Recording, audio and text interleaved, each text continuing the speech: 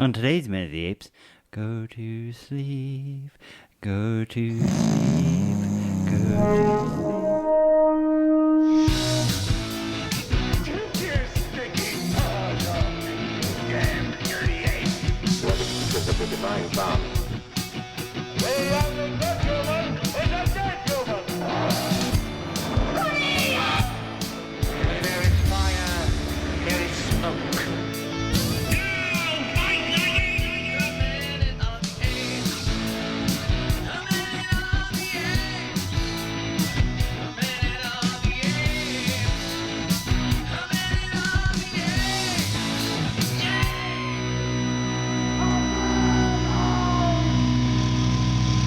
Hello and welcome to Minute of the Apes, the daily podcast where we break down every minute. The Planet of the Apes movies 1 minute at a time. I'm Todd. Sitting across from me is Richard, just radiating beauty. We've already established that. And then Sean, go ahead and tell him why you were singing. Trying to put you out of sleep. My insomnia boys over here have not been sleeping well this week. Well, so. actually, I slept okay. Oh, you slept good? Well, Okay. I mean, it wasn't great, but I'm awake now. All right. Richard has had moments before where he's like, man, my insomnia killed me. Well, last night was my night. And I had 2 or 3 nights in a row where I have this thing called, I think they call it something like waking insomnia, where it's a specific time. I do the same thing. Okay. Well, it's usually about 4 o'clock. Last night was 4:01 and I never went back to sleep. And I'm just like, Mine is around 2. is it? Mine is around 2, and because I get up at 4. Yeah. Typically. That's probably it. I wake up at 2, and I'm like, I'm just alert. And I'm it like, is. what the fuck do I do now? That's exactly it. You're wide awake, I start perfectly thinking alert. about stuff. I'm like, I'm gonna lie down. I'm gonna close my eyes. I'm gonna turn this way. I'm gonna pretend counting sheep. I'm gonna. Maybe I should go sit up and read something. I don't want to wake up my husband. I don't want to get up because I'm gonna bother the dogs. But I'm just Right. gonna lay here and think about things. Life.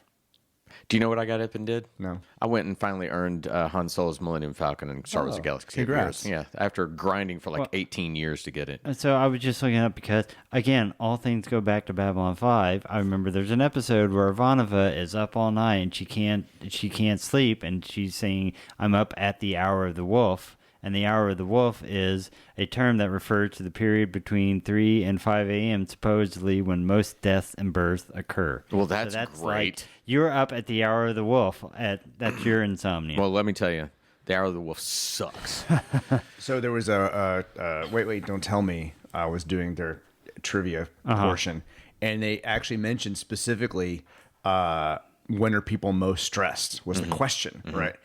And the comedian made some joke about knitting, right? Didn't reference, but apparently they meant a specific time. Apparently 7:23 is the time of the morning or the day that most people are stressed. I would because that's Very when, specifically It's 7:20. probably like the day's about to start. It's when You're they about start- to go to and work. they start thinking about their The responsibilities. shit you got to do. It's like fuck. 7:23 was so specific. I saw a weird. tweet or something that somebody said like, if I can just get a good 8 to 12 hours to myself in the morning, I would be fine for the rest of the day.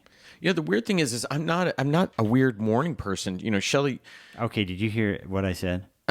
Okay, I guess my brain was somewhere else. I'm dealing with not having slept at all. If I can get a good 8 to 12 hours to myself in the morning, Yes, I heard I'll that. be fine the rest of the day. Yes. All right. All right. Okay, so anyway, here we are. Let's go into the minutes before I fall asleep. Tell us what's happened. All right, we're going to start minute 76 with a request for instructions and ends with finding out that the apes were good students. All right, here comes minute 76, Planet of the Apes. We're going down! We were searching for a pilot lost in an electromagnetic storm. They couldn't find me because I could push forward through time. We haven't had any communications since we crash landed. This planet is uncharted, uninhabited. The apes we brought along have been very helpful. They were a lot stronger and a lot smarter than we ever imagined.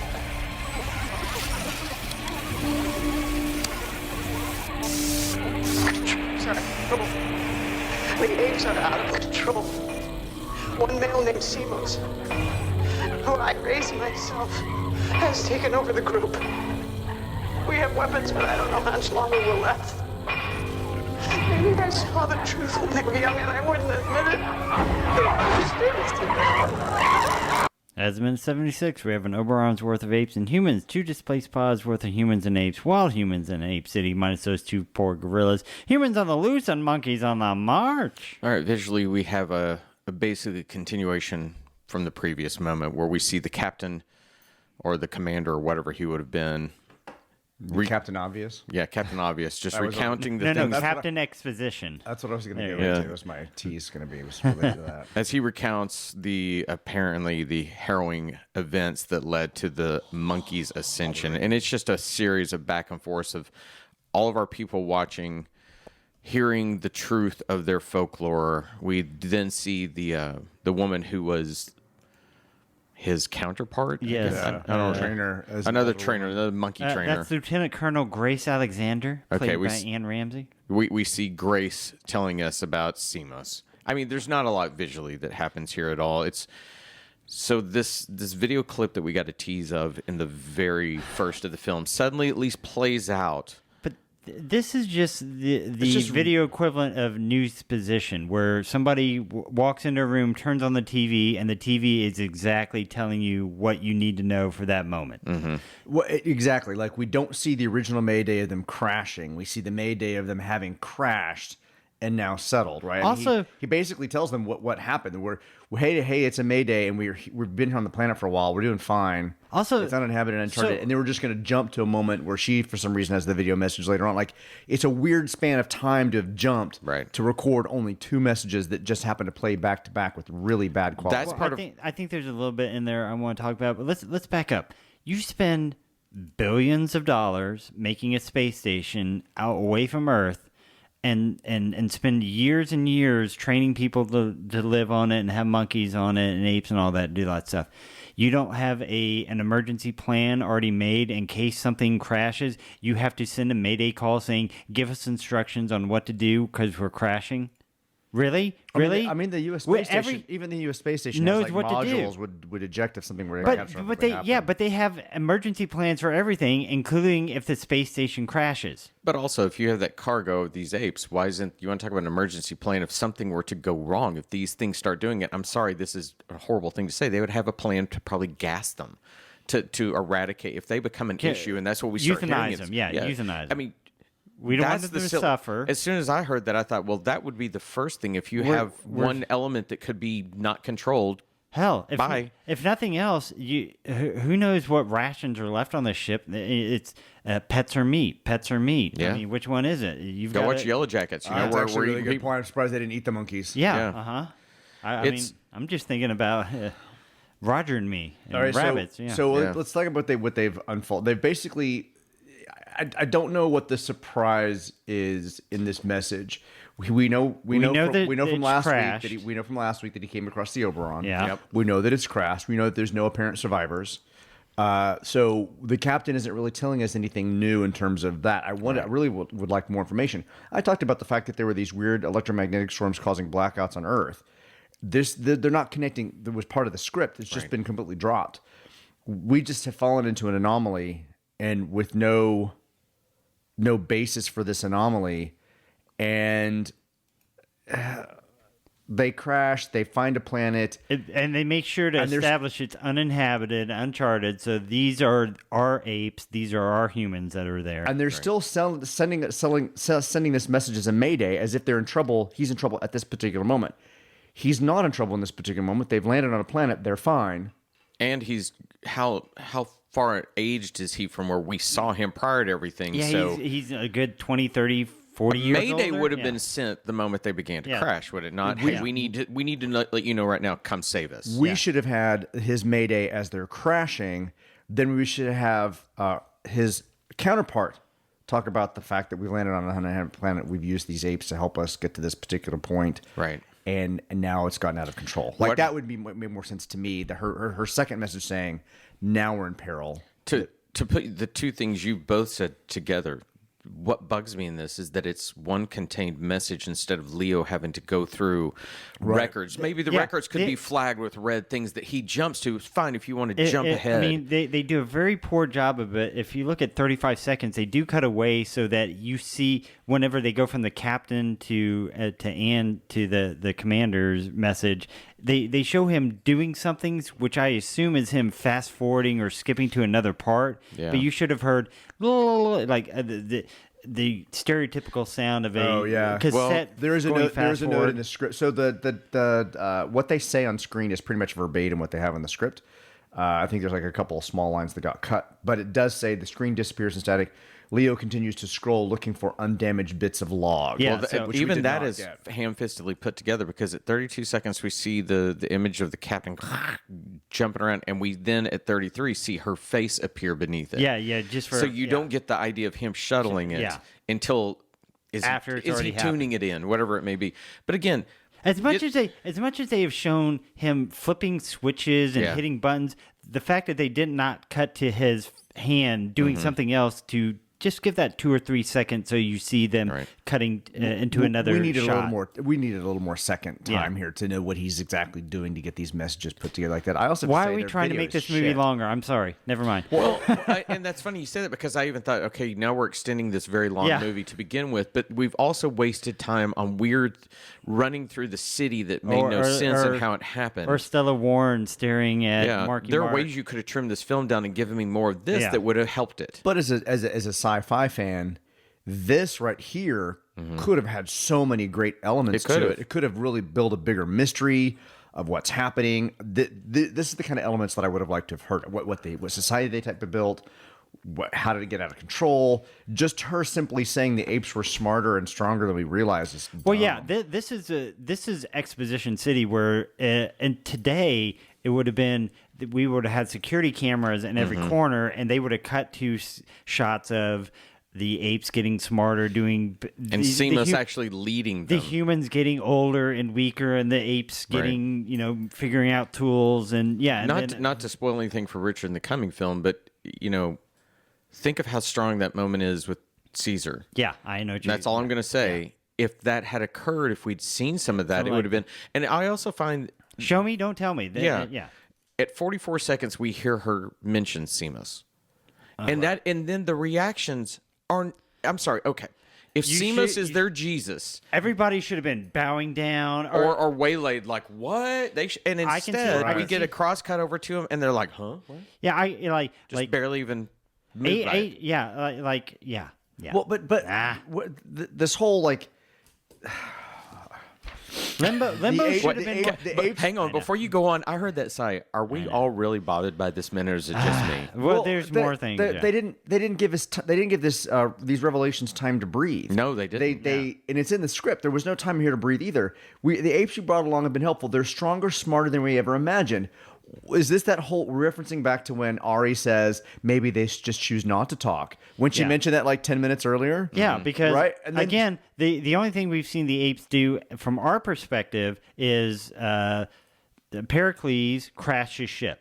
So that's the best we know. Right. The apes are out of control. One male named Simos, who I raised myself, has taken over the group. All right, so we now have an ape named Simos that apparently is their Jesus. Which she has not explained that he can talk or knows how to write. He's just taken over. So the how group. does he pass his name down to other generations so they know his name was actually Simos? Like there's a missing evolutionary link in other than time, other than the pace of time being an evolutionary link. Hell, there's something missing in this. She could have said something along the lines of, we got to this surface and we needed help on this uncharted planet. Therefore, we began to genetically modify the apes. There's a Chekhov Simos that you introduce a Simos in Act 3, but you never paid him off in Act 1. So I want to go back in time. If they had just shown us a smarter monkey in the background doing something like... Well, they could have had them smart at the very first of the movie.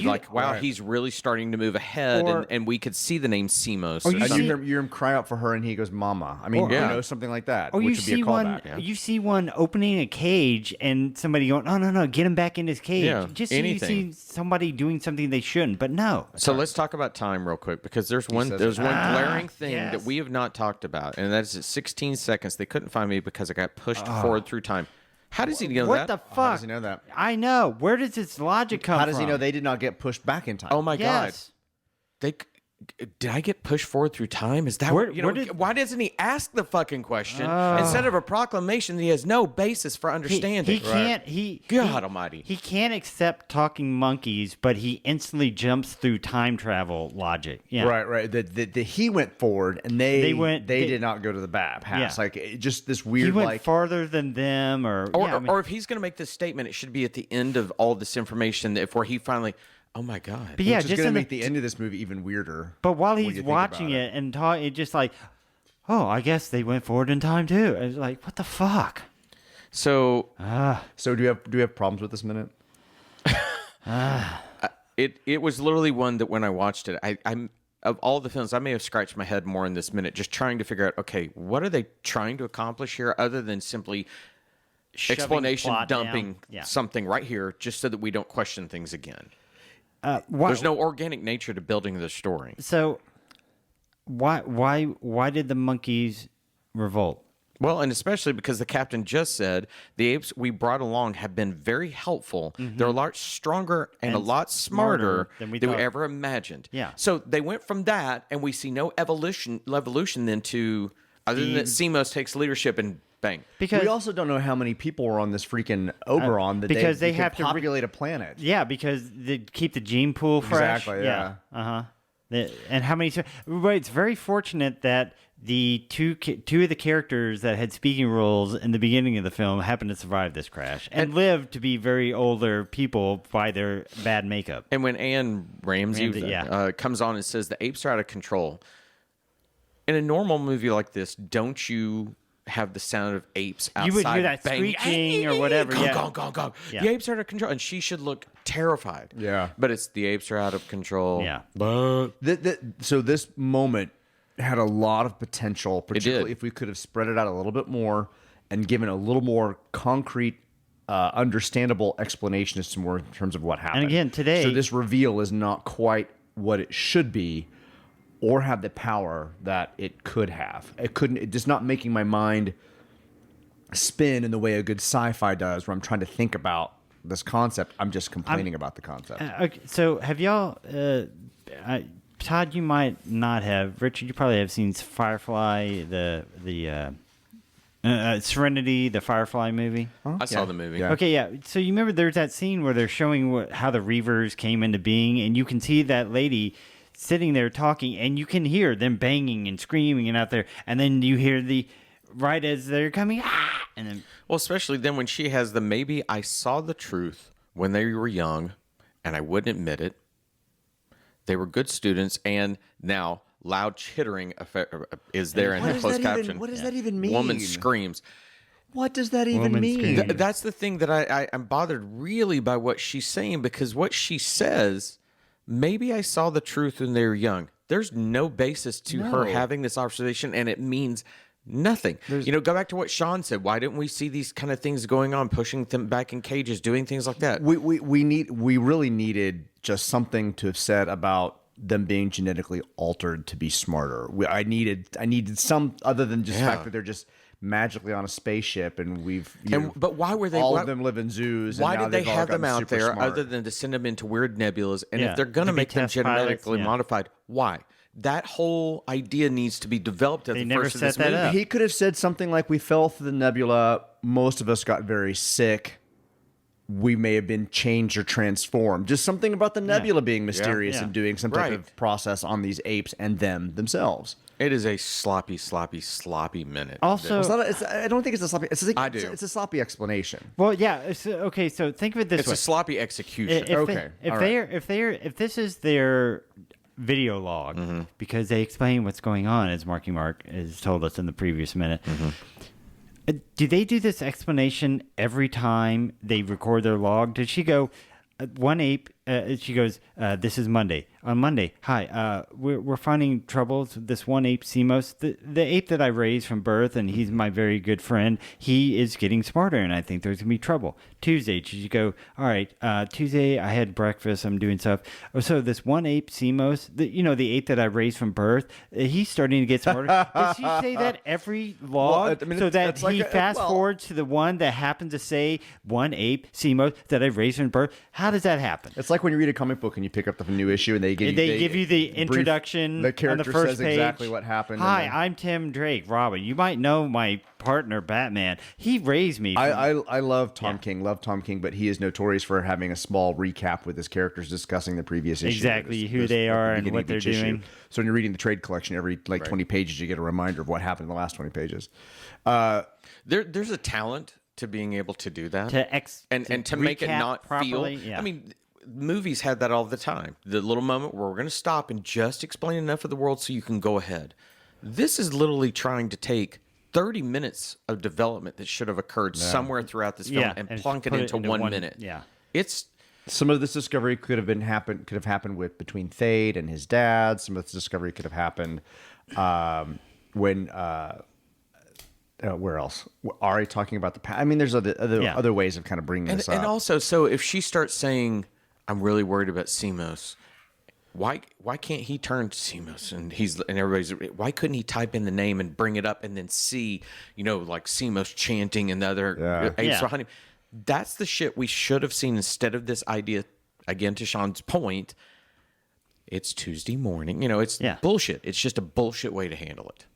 I don't think I've ever wanted to name an episode bullshit. Sorry, I wanted to name this one.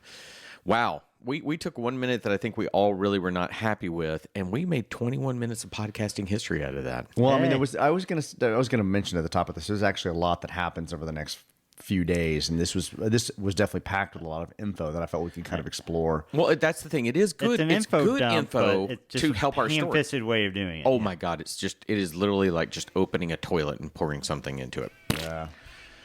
Okay. Anybody got anything else, or did I win the episode with that final summation? All right. That's it for Richard and Sean. I'm Todd. Everyone, have a great day. Bye. Bye, everybody.